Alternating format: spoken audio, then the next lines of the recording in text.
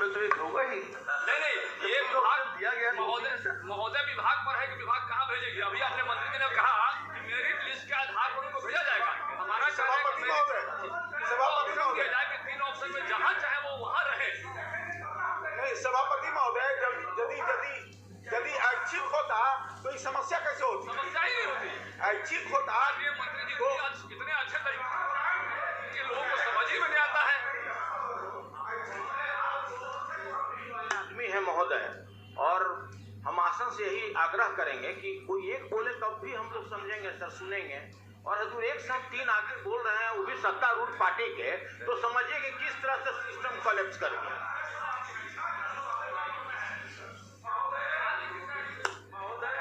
महोदय वैकेंसी नहीं है शिक्षकों के सामने। अगर वैकेंसी रहेगी तब ना वो देंगे कोई जिला। हम तो बार बार कह रहे हैं क्वालिफाइंग एग्जाम है, और शिक्षकों का संवर्ग सदैव अलग माना गया है।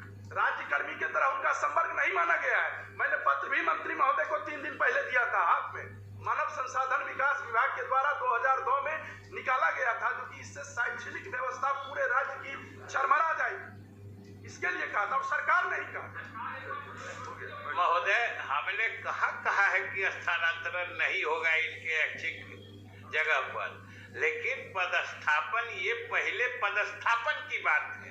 अभी स्थानांतरण कहाँ हो रहा है?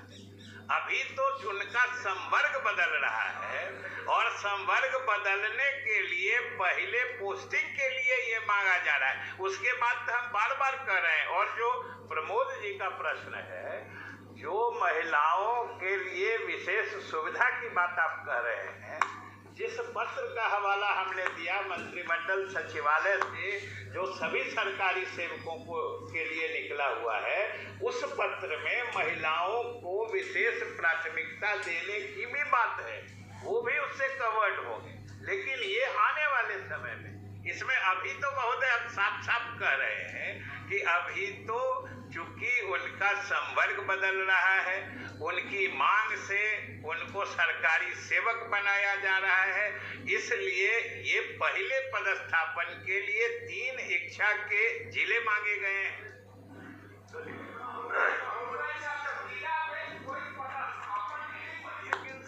सब तो इनका भरा हुआ है, तो वो 3 जिला में कहाँ ब्लैंकली देगा?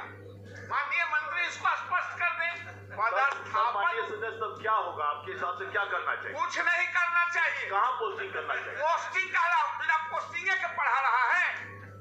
अरे ये तो आप जबरदस्ती कर रहे हैं, जबरदस्ती उन लोगों के साथ।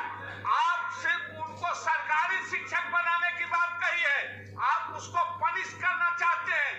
हम पूछ रहे हैं महोदय कि जो 20 साल से एक जगह स्कूल में काम कर रहा है, आप उसको कहे कि हम अब नियोजित नहीं रहने देंगे, हम आपको सरकारी बना देंगे, तो सरकारी नहीं बना के उसको आप दूसरे जगह भेज कर सरकारी बनाना चाहते हैं। आप इसका मतलब क्या महोदय? जब आपके पास वैकेंसी नहीं है तो 3 जिला में कहा किस स्कूल में भरेगा? मैं माननीय मंत्री से जानना चाहता हूँ। महोदय, वैकेंसी दिखलाया जाए। उनके साथ कहाँ अन्याय हुआ?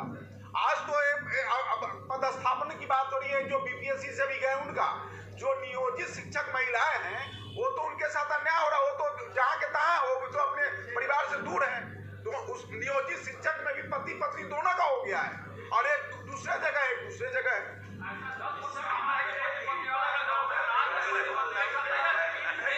प्रदर्शित करवाई जाए ताकि शिक्षक उन्हीं वैकेंसियों में से अपना पदस्थापन का विकल्प दे, ये सबसे बेहतरीन रहेगा।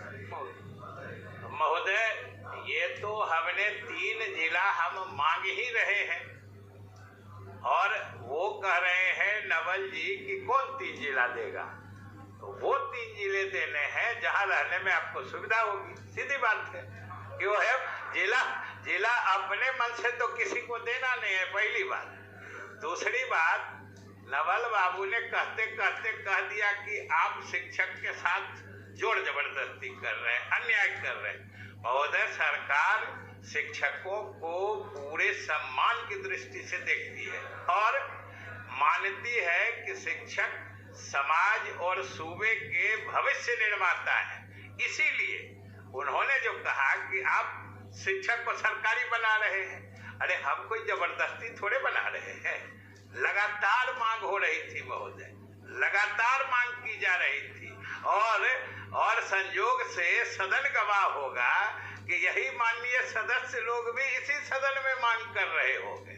और हमने तो एक तरीका निकाला है कि उनको, उसमें भी उनका चॉइस है कि कोई हम जबरदस्ती, ये विशिष्ट शिक्षक बनने का अवसर दिया गया है।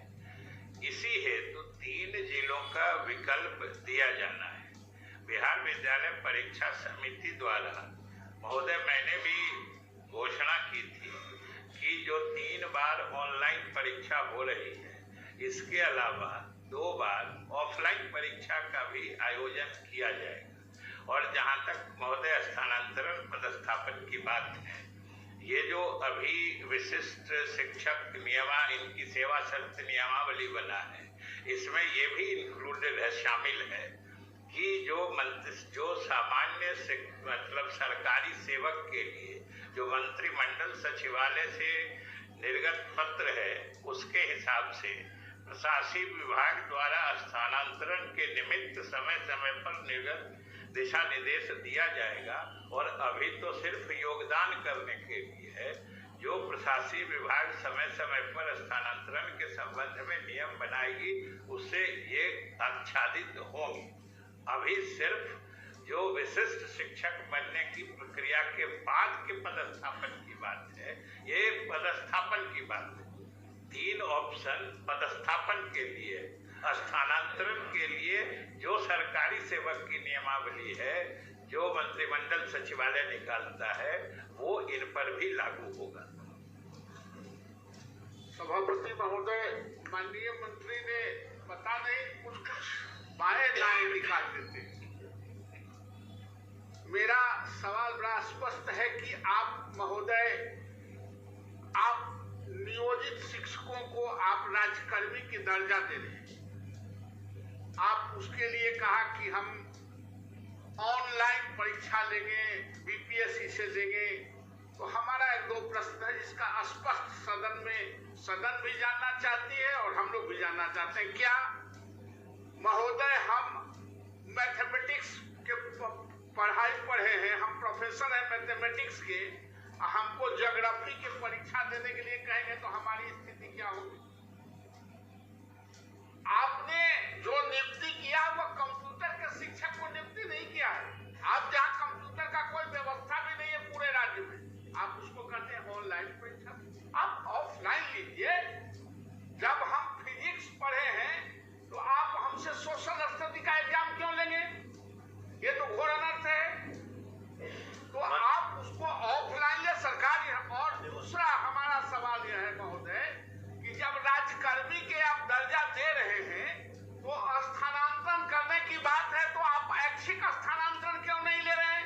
हमारे पास पुराना एक्सपीरियंस है। 95 में बिहार में प्रमंडल हम शिक्षकों का स्थानांतरण किए। एक प्रमंडल से दूसरे प्रमंडल में हमारे सारे स्कूल चरमरा गए, बंद के कगार पर आ गए। और फिर इसी विधान परिषद में सरकार ने उसको वापस लिया, तब स्कूल फिर रिवाइव शुरू होना हुआ। इसलिए महोदय, आप स्थानांतरण को स्थगित करें। ऐच्छिक स्थानांतरण जो ड्यूज है, आप उसको ऐच्छिक स्थानांतरण में तब्दील करें, ताकि शिक्षक जहां हैं पढ़ा भी सके। और एक शिक्षक को महोदय एक स्कूल में जमने में 5 से 7 साल लगता है।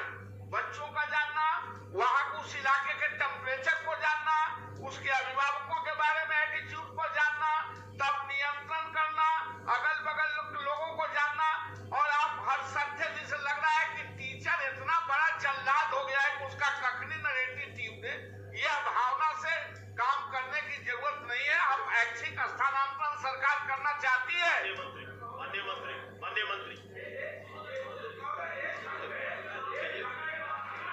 महोदय,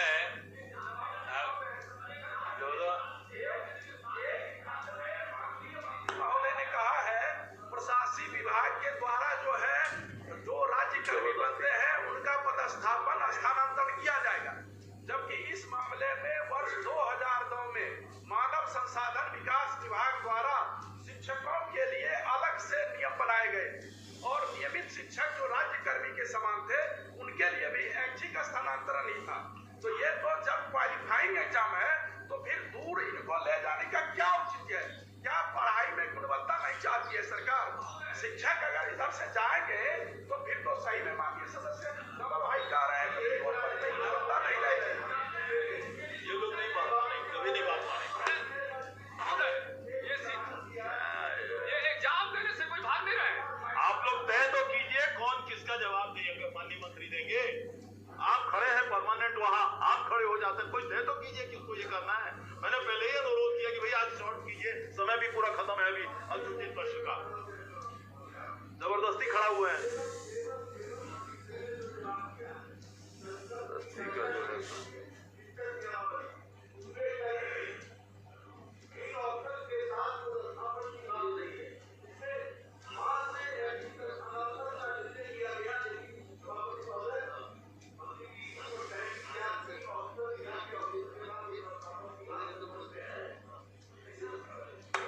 महोदय, जो नवल बाबू ने कहा उसके बारे में तो हमने कह ही दिया। सरकार के यह चीज संज्ञान में है कि हमारे बहुत सारे शिक्षक जो पहले नियुक्त हुए हैं, हो सकता है कंप्यूटर से वो उतना ज्यादा मतलब तारुफ या ताल्लुकात उनका नहीं रहा, और इसीलिए सरकार ने संवेदनशीलता से विचार करना है। यदि उस पर कार्रवाई नहीं हुई है तो स्पष्ट तौर पर आज माननीय मुख्यमंत्री जी के साथ अभी 12:30 बजे हम लोग बैठने वाले हैं और इसकी समीक्षा कराकर तुरंत कार्रवाई हो ये निर्देशित कराने का काम करूंगा। श्री फतेह बहादुर सिंह,